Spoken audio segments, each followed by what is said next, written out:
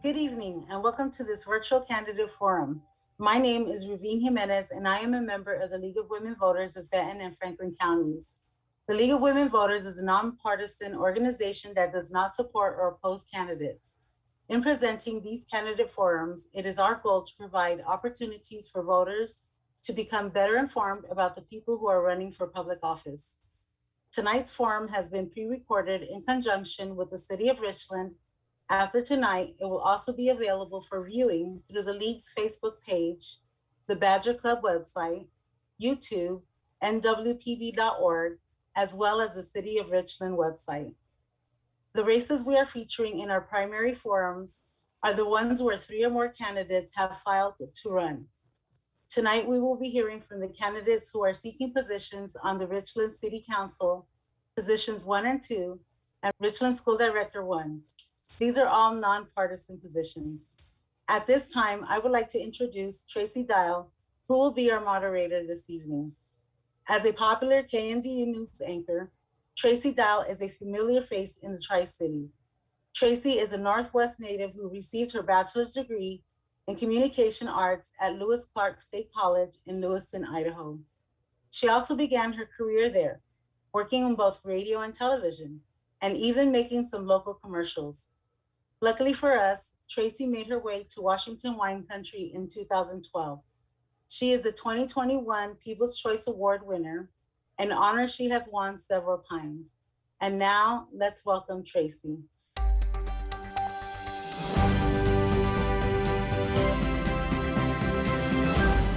Thank you, guys. It is such an honor to once again being able to moderate one of these events. Certainly different over Zoom in this day and age. Typically, you guys invite me into your living room, so welcome to mine tonight. But without further ado, let's get this started. So here are the rules of engagement for tonight's forum. Each candidate will be given the opportunity to give a 1-minute opening statement. This will be followed by the questions for the candidates. All candidates in the same race will have the same questions, and they'll each have equal opportunity to be the first to answer those questions. If time allows, they'll also be given 1-minute closing statements. And just a reminder, there will be a chime sound when there are 15 seconds left for your answers. You don't have to finish right then, but please wrap up your thought at that time. So let's begin by introducing the candidates for the race for Richland City Council position 1. They are in the order that they'll appear on the ballot: Shawnee Fitzgerald, Bob Thompson, and Johanna Jones. So Ms. Fitzgerald, please give us your opening statement. Hello, I'm Shawnee Fitzgerald, and I am running for City Council position 1 in Richland. I'm a transplant from Georgia over 10 years ago at my husband's job as a nuclear engineer at the Hanford site. I am known in this community for my advocacy and the winner of the MLK Spirit Award 2020.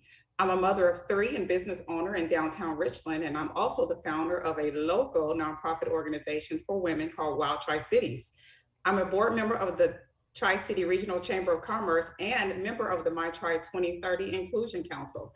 As State Commissioner on African American Affairs, I recognize that without policy, there is no change. So I'm here today by the request of the people of this great city, and I plan to visit policy and to make sure that our great city of Richland is ensuring that equity and accessibility is there and uphold the integrity of the mission and vision of our city. So I'm grateful to be here today, and I'm looking forward to making Richland one of the most welcoming cities in Tri-Cities to live. Thanks. Thank you, Ms. Fitzgerald. Mr. Thompson, your opening statement, please. Thank you first, League of Women Voters, for having the opportunity to have this conversation. And again, to Ms. Fitzgerald and Ms. Jones, welcome to the fray. So educationally, I grew up in Richland, graduated from Richland High, did the normal stuff, went to WSU, went to law school, got out of all that. I think maybe the best question to ask is, why would an old guy like me keep running? I mean, I think that's a fair question. And the reason, and it's going to shock the heck out of people, but it's kind of environmental concerns. So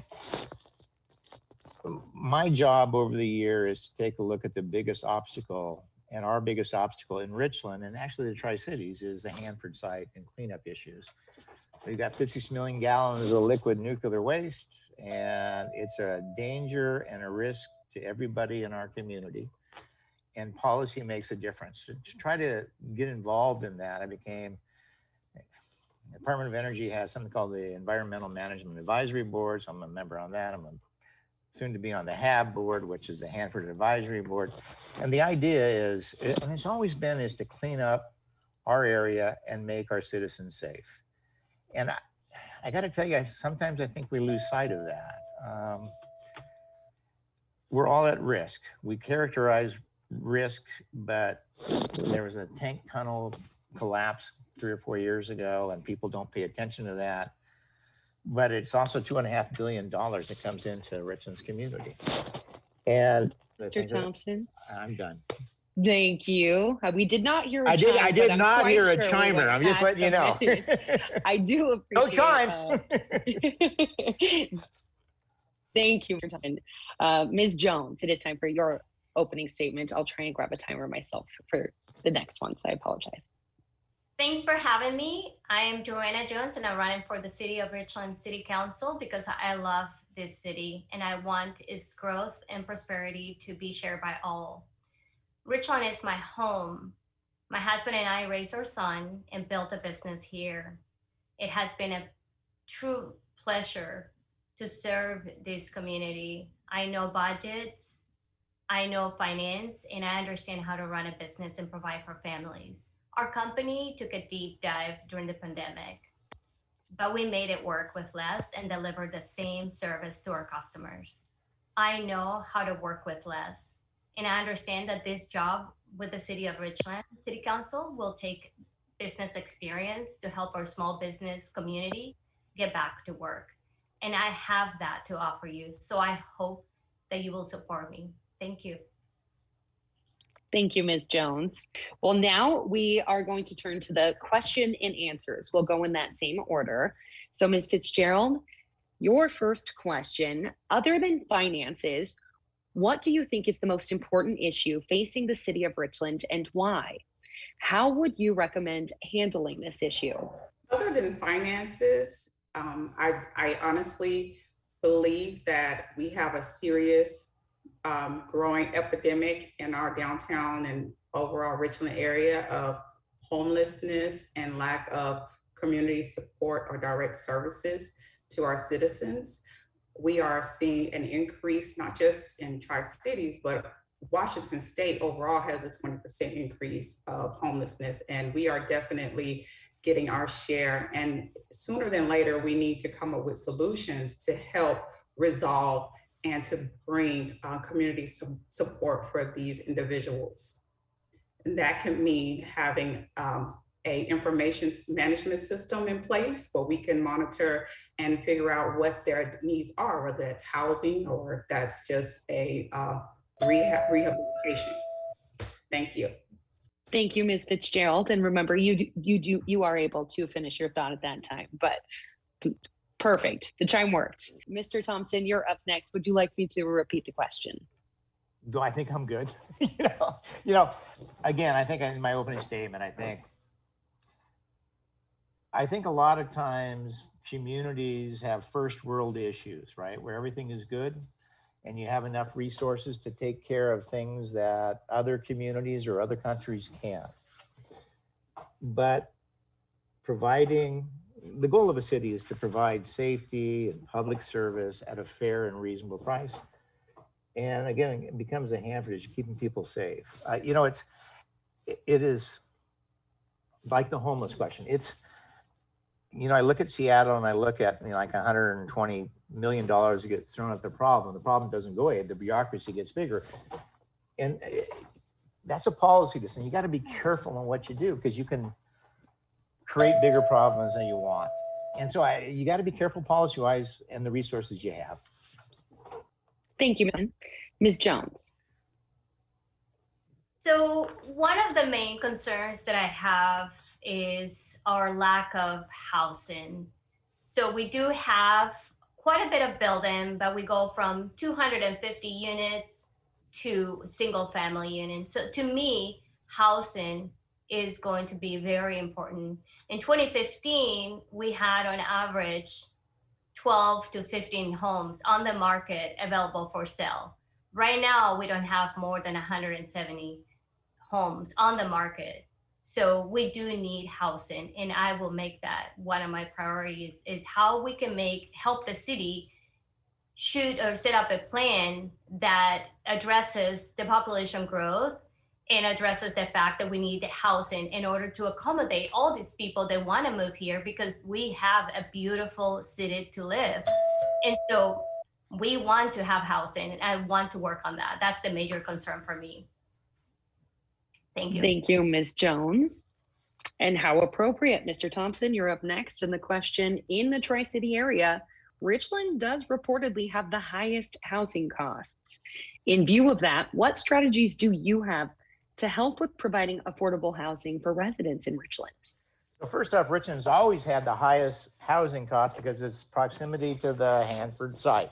That's not rocket science. It's just a question of what works best for people that live there to get to work. So I'm sure people have paid attention to the recent decisions the City of Council has made to allow old dilapidated hotels to become urban apartments or townhouses, right? So I think that's the first step that we're taking towards doing that. I don't know how successful that's going to be, right? I mean, Richland's a unique commodity, okay? And it will be interesting. The real problem is you got homeless, and then you have young professionals who have no place to go because it's too expensive to live in Richland, right? And so the concept is simply to give that opportunity by changing the housing stock. I mean, low, A, B, F, and H houses that we've always had have always been the lower income end of things, and they don't Thank support you, our Bob. population. We did hear a quiet chime that time. Quiet, though. Okay. Thank you, Mr. Thompson. Ms. Jones. So there were several different bills that were passed after 2019 by the Washington State Legislature. And it was with the purpose to address the housing crisis that we have around the state. Many of the bills that were passed addressed accessory units, allowing for maybe some of those homes that have enough space to build to actually be allowed to build. Mr. Thompson brought up the fact that they're allowing 500 square feet units within the downtown or the North Richland. However, I don't think that that is the right approach. That does not bring the right element into the community, simply because I own apartments and I know that when there is no high end 500 square feet units. So we do need housing, and we need to maybe observe the new house bills that were passed after 2019 to address the housing crisis. Thank you, Ms. Jones. Ms. Fitzgerald. Yes, and so I don't lose sight, can you repeat the question?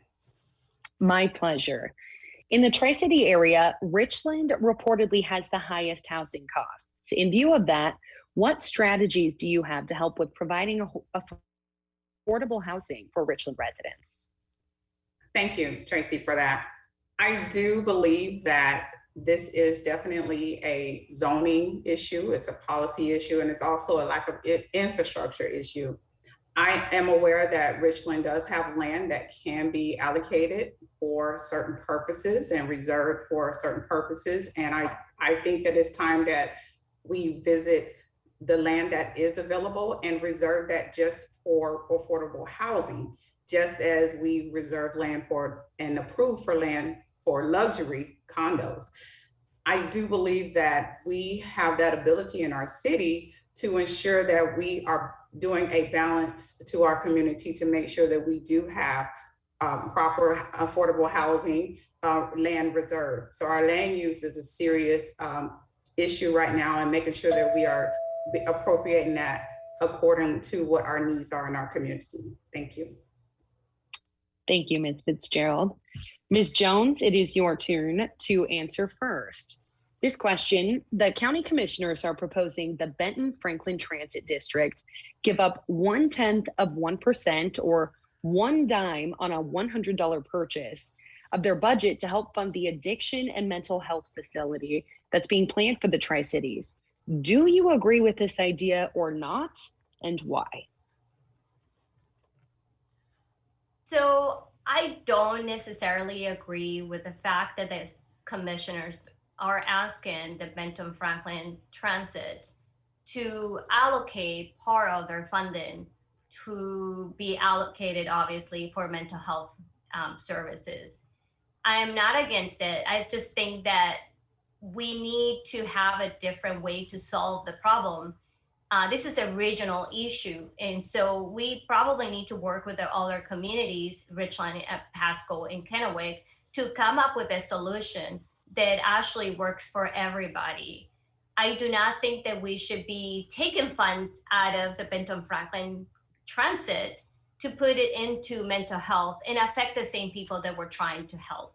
So instead, we should put it out for vote so the community can make a decision as to whether we want to increase our sales taxes to allocate those funds towards mental health and alcohol and drug addiction treatment.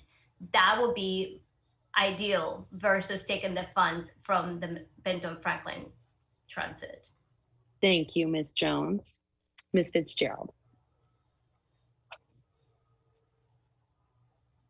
I also agree. I am a firm believer that Richland, it's time for us to handle our own problems in-house. We are definitely sending a lot of our community citizens to other cities for their resources, such as domestic violence and mental health and homeless issues. We are actually